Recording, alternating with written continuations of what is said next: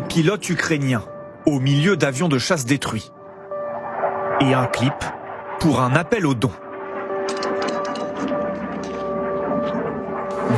Achetez-moi un avion de chasse.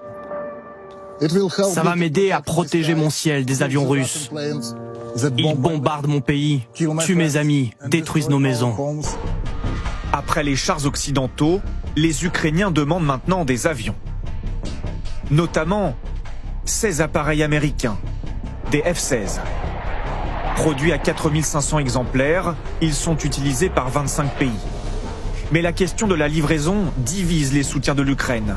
Ce n'est pas à l'ordre du jour pour l'Allemagne, et Joe Biden est plus lapidaire. Est-ce que les États-Unis vont donner des F-16 à l'Ukraine? Non. Au tout début de la guerre, le président américain et moi avons refusé les zones d'exclusion aérienne, par exemple, car cela aurait conduit à une escalade directe de la guerre entre la Russie et l'OTAN. Comme pour les chars, combien de temps ce refus tiendra-t-il? D'un autre côté, les Pays-Bas envisageraient de céder leur F-16. La France aussi réfléchirait à livrer peut-être des avions Mirage 2000. Par définition, rien n'est exclu que nous apprécions toujours les choses au vu de 3 critères.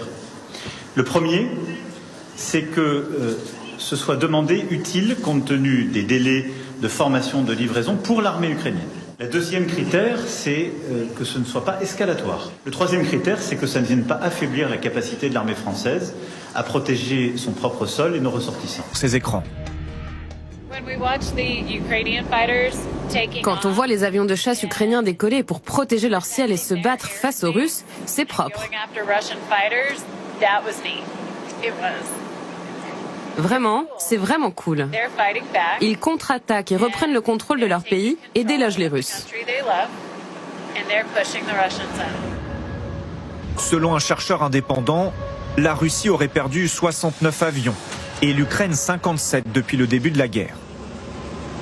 Des avions occidentaux permettraient à l'Ukraine de rivaliser plus efficacement avec les appareils russes plus modernes. Protéger son ciel, intercepter des missiles et appuyer ses troupes au sol.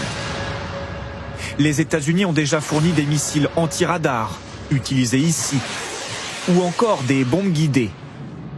Insuffisant pour les Ukrainiens qui demandent d'autres armes. Il faut également livrer des missiles à longue portée à l'Ukraine.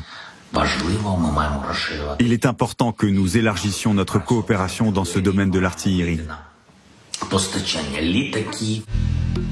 L'envoi de roquettes longue portée pourrait être annoncé par les États-Unis demain. Ces GSLDB, comme on les appelle, peuvent frapper à une distance de 150 km derrière la ligne de front.